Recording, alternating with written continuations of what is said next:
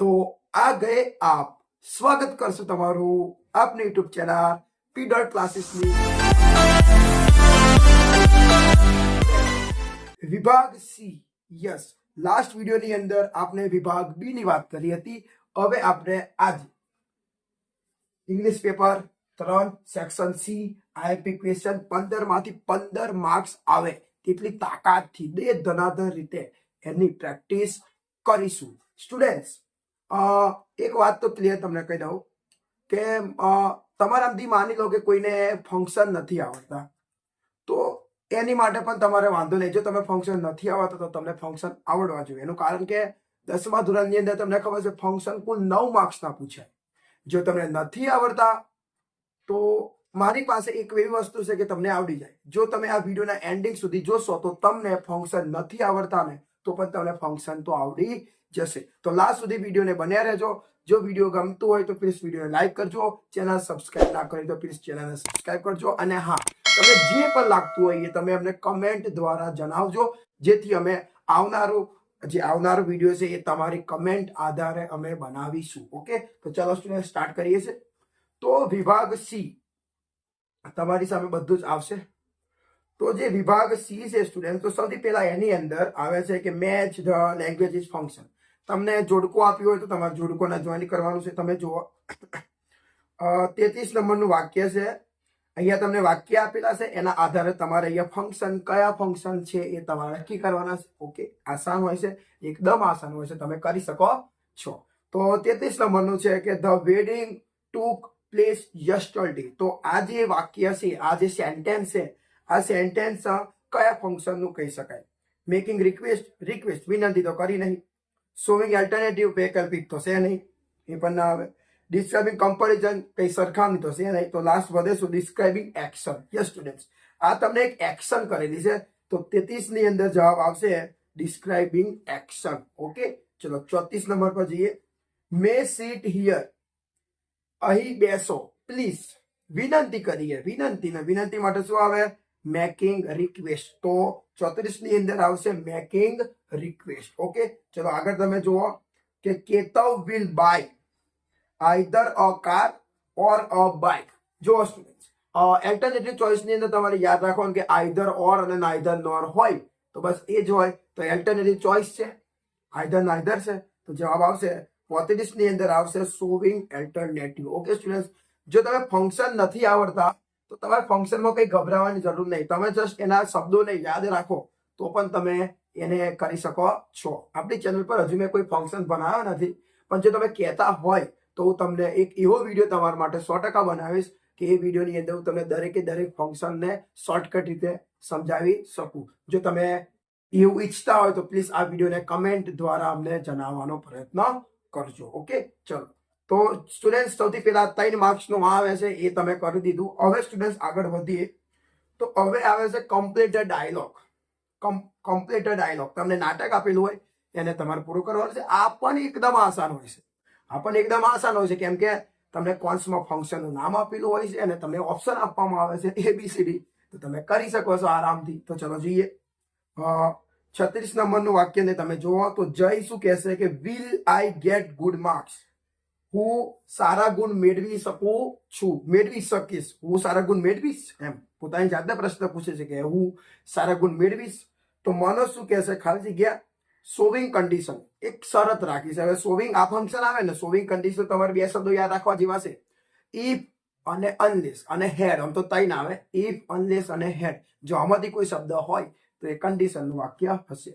તો showing condition તો તમે જુઓ તો એ ની અંદર નથી, બી ની અંદર નથી, સી ની અંદર નથી, તમે ડી ઓપ્શન ની અંદર દેખો તો ડી ની અંદર તમને આપ્યું છે if you work hard you will surely get good marks. જો તમે સખત મહેનત કરશો તો તમે 100% ખરેખર સારું પરિણામ મેળવી શકશો, અને આ વાક્ય તમને પણ લાગુ પડે છે। તો જવાબ આવશે 36 ની અંદર જવાબ આવશે ડી। ઓકે સ્ટુડન્ટ્સ, આગળ વધીએ છીએ।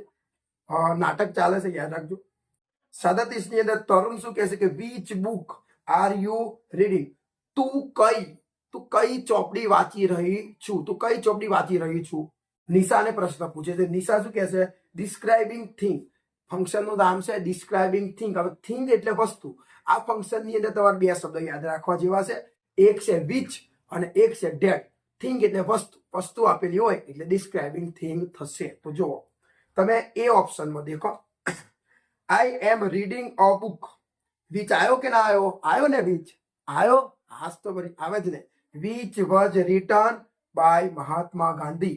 હું ચોપડી વાંચી રહી છું કે જે મહાત્મા ગાંધી દ્વારા લખાઈ હતી. ઓકે, તો જવાબ શું આવશે? 37માં જવાબ આવશે એ. ઓકે, ચલો આગળ વધીએ.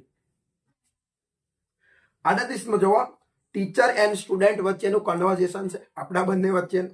બરાબર, તમે જુઓ teacher, why did you come late. શિક્ષક કહે છે કે તમે શા માટે મોડા આવ્યા છો? તમે શા માટે મોડા આવ્યા?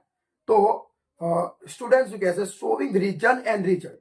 હવે આ બે મિક્સિંગ મસાલો છે. મિક્સિંગ મસાલો કેવો મસાલો મિક્સ હોય, એમાં બે ફંક્શન મિક્સ કરેલા છે. રીઝન એટલે કારણ એન્ડ રિઝલ્ટ એટલે પરિણામ. હવે આ ફંક્શન અલગ છે. દેખો, શોવિંગ રીઝન એક આવો ફંક્શન છે અને એક છે શોવિંગ રિઝલ્ટ એક આવો ફંક્શન છે. શોવિંગ રીઝન ની અંદર આવે બીકોઝ, સિન્સ અને એઝ. જ્યારે સ્ટુડન્ટ શોવિંગ રિઝલ્ટ ની અંદર શું આવે? ટુ, સો ડેટ, સચ ડેટ, પછી અધરવાઇઝ, સો, આવા બધા શબ્દો આવે. બરાબર, તો તમને અહીંયા આ પાંચમાંથી કોઈ પણ આપેલા, બીકોઝ હોય, સિન્સ હોય, એઝ હોય, ટુ હોય, સચ ડેટ હોય, કોઈ પણ હોય. લગાવેલો જવાબ. તો તમે જુઓ બી ની અંદર દેખો કે I come late because I missed the bus. હું લેટ આવ્યો કારણ કે મારી બસ છૂટી ગઈ હતી. તો જવાબ શું આવશે? બીકોઝ છે, એ જવાબ આવશે બી. ઓકે સ્ટુડન્ટ્સ, ચલો હવે આપણે આગળ વધીએ જ છીએ, તમારો ટાઈમ વધારે નહીં લઉં. હવે સ્ટુડન્ટ્સ જુઓ, ફંક્શન કેવી રીતે પૂછાય? પેલા તો પેલો કોષ્ટક, એમાં 3 માર્ક્સ ના પૂછાય, પછી 3 નાટક પૂછાય, ડાયલોગ, એન્ડ હવે 3 કેવા પૂછાય કે સ્ટુડન્ટ્સ તમારે એ વાક્ય આપેલા હોય એને તમારે પૂરા કરવા પડે, મતલબ કમ્પ્લીટ ધ સેન્ટેન્સ, વાક્યને પૂર્ણ કરો. હવે તમે નસીબ વાળા કહેવાય, કેમ કે 2 વર્ષ પહેલા અહીંયા તમને ઓપ્શન નતા આપવામાં આવતા. પોતાની જાતે તમારે આ વાક્યને પૂરા કરવાના હતા, પણ તમને ઓપ્શન આપવામાં આવે છે અને ઓપ્શનના આધારે તમારે હવે નીચેથી જે ઓપ્શન હોય તમે ટીક કરી શકો છો. તો જુઓ તમે 39મું વાક્ય છે કે નેહાલી બ્લેન્ક આપેલું છે. શું છે? Describing comparison. કમ્પેરિઝન એટલે કે ડિગ્રીનું વાક્ય છે, આ સરખામણી છે. તો સ્ટુડન્ટ આની અંદર જવાબ શું આવશે? એ આવી શકે, બી આવી શકે, સી આવી શકે, ડી આવી શકે. તો જુઓ એની અંદર શું છે? ઇઝ, ટેલ એન્ડ થિંગ, એ નહીં આવે. એન્ડ કરી આવે. ઇઝ અ ટેલ ગર્લ, એ પણ નહીં આવે. Is taller than her sister. Yes, જવાબ સી આવે, કેમ કે એની અંદર તમે વિશેષણનું તમને ઈઆર વાળું રૂપ પણ આપેલું છે અને ધેન પણ આપેલું છે. તેની બેન કરતા તે ઊંચી છે. નેહાલી તેની બેન કરતા ઊંચી છે. તો જવાબ આવવાનો છે સી. ઓકે સ્ટુડન્ટ્સ, હવે 40 નંબરનું વાક્ય જુઓ. I want to meet him blank. તમને ફંક્શન આપે ડિસ્ક્રાઇબિંગ પર્પસ. પર્પસ એટલે હેતુ. આમાં શું આવે? With a view to, in order to, in order date, so date, આ બધા શબ્દો આવે. તો તમારા 40 ની અંદર એમાંથી કોઈ શબ્દ છે? યસ છે. દેખો તમે સી ઓપ્શનમાં દેખો, સો ડેટ છે ને. તો જવાબ શું આવશે 40 ની અંદર સ્ટુડન્ટ? સી. ઓકે, તમે આગળ જુઓ. હવે 41 નંબર પર પહોંચ્યા. We need will go. Specifying time. આ તો એકદમ ઈઝી કહેવાય. ટાઈમ એટલે સમય દર્શાવેલો ઓપ્શન જુઓ. તો એ બી સી ડી. સી માં તો છે નહીં, બી માં નથી, એ માં નથી, તમે ડી ઓપ્શન દો. Home at 7 PM. તમને 7 PM આપેલા છે, 7 વાગે. તો જવાબ આવવાનો છે આપનો ડી. ઓકે સ્ટુડન્ટ્સ, આ રીતે થઈ ગયા. હવે તમને અહીંયા જે પેલી બ્લેન્ક આપેલી હોય છે એ તમે દેખો. 42 નંબરની અંદર સ્ટુડન્ટ્સ આ જે પેરેગ્રાફ છે તમારા ટેક્સ્ટ બુક આધારે પૂછાય છે, ગ્રામટિકલી નથી, એટલે તમે થોડું જુઓ, ધ્યાન આપો.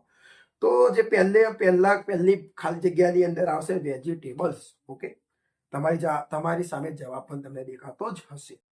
બીજી જે ખાલી જગ્યા છે એમાં આવશે હેલ્થ, એન્ડ જે થર્ડ ખાલી જગ્યા છે એમાં આવશે બ્રાઇટ. ઓકે, ખાવાની વાત છે તો વેજીટેબલ્સ જ ખાય. તો જવાબ પત્યો 42મો. હવે સ્ટુડન્ટ્સ વાત કરી હવે મસ્ત મજાની વાત, એકદમ અજબ ગજબ મસ્ત રીતે ડિઝાઇન કરેલા તમારા માટે નિયરેસ્ટ મિનિંગ. દેખો નિયરેસ્ટ મિનિંગમાં હું તમને એક વસ્તુ કહું. તમારે નિયરેસ્ટ મિનિંગ તમારે શીખવા હોય તો તમારે ને જે તમને આપેલો એનો અર્થ તમને ખબર પડી, અને અર્થ ખબર પડે તો બીજો ઓટોમેટિક તમને અર્થ ખ્યાલ આવી જાય. બરાબર, તો જુઓ 42માં તમને આપ્યું છે પ્રજ. પછી એનો ગુજરાતી થાય કોયડારૂપ, એટલે કે અઘરું. કોયડારૂપ મતલબ શું થાય? અઘરું. તો એનો અર્થ શું થાય છે? તો તમે જુઓ ઇન્ગેસ્ટેડ એટલે શું થાય? ઉશ્કેલાયેલ, એ ના થઈ શકે. ઇમેજર એટલે આશ્ચર્યચકિત, એવું પણ ના થાય. પણ કન્ફ્યુઝ એટલે મૂંઝવણ. દેખો ને, પ્રજર એટલે કોયડારૂપ, મૂંઝવણ, ખબર ના પડે એવું, જે ખબર ના પડે એ મૂંઝવણ જ હોય ને, તો જવાબ પ્રજરની અંદર આવશે કન્ફ્યુઝિડ. ઓકે, તમે 44 નંબર દેખો, વેનિશ. વેનિશ એટલે અદ્રશ્ય થઈ જવું, દેખાય ના ને, એને શું કહેવાય? વેનિશ એટલે અદ્રશ્ય થઈ જવું. એનું છે પેરિસ. પેરિસ એટલે નાશ, તો એનો અર્થ થાય ના થાય. એફ્યુઝ એટલે મનોરંજન, થોડી મનોરંજન થાય. પણ ડિસઅપિયર એટલે કે અદ્રશ્ય થઈ જવું, અને લૂસ એટલે ઘસારો. તો તમારો જવાબ આવે વેનિશ એટલે ડિસઅપિયર, અદ્રશ્ય થઈ જવું, અદ્રશ્ય થઈ જવું. ઓકે, 45 નંબરનું તમે દેખો, પ્રેડિક્શન કર્યું. પ્રેડિક્શન આ શબ્દ પરથી ખબર, પ્રેડિક્શન. પ્રેડિક્શન એ આગાહી કરી. આપણે કોઈ આગાહી નહીં કરતા, કોઈ પ્રેડિક્શન નહીં કરતા. હારા તું મહેનત નહીં કરતો, નપાસ જ થઈ શકે. એ આપણે આગાહી કરી કે ઓ આવો આટલી બધી મહેનત કરે છે, પાસ જ થઈ જવાનું હોય. પ્રેડિક્શન કેવું કર્યું? સારું કર્યું. તો પ્રેડિક્શન એટલે આગાહી કરવું. સ્ટેટમેન્ટ એટલે નિવેદન કરવું છે. એનાઉન્સમેન્ટ કરવું એટલે જાહેરાત કરવી. ફોરકેસ્ટ એટલે આગાહી, અને ડિક્લેરેશન એટલે ઘોષણા. તો જવાબ આવે પ્રેડિક્શન એટલે કે ફોરકેસ્ટ એટલે આગાહી કરવી. Okay students, keep it up, આગળ વધતા રહો. ઓકે, તો સ્ટુડન્ટ્સ આજે આપણે વિડીયોની અંદર વિભાગ સી ની વાત કરી લીધી. હવે આપનો જે આવતો વિડીયો હશે એ વિભાગ ડી અને વિભાગ ઈ પર આધારિત રહેશે. ઓકે, વચ્ચે કદાચ બીજો પણ કોઈ વિડીયો આવી શકે છે. તમે ચેનલને સબસ્ક્રાઇબ ના કરી હોય તો ચેનલને સબસ્ક્રાઇબ કરો અત્યારે જ, અને વિડીયોને લાઈક કરીને જજો. જે પણ કહેવું હોય તમે કમેન્ટ દ્વારા કહીને જઈ શકો છો. હું તમારી કમેન્ટને ધ્યાનપૂર્વક જોઈશ અને હું તમારી કમેન્ટનો જવાબ તરત જ આપીશ. બસ તમે જે પણ કહેવા માંગતા હોય એ તમે કમેન્ટ થ્રુ મને કહી શકો છો. ત્યાં સુધી મહેનત કરતા રહો. દે ધનાધન આગળ વધો.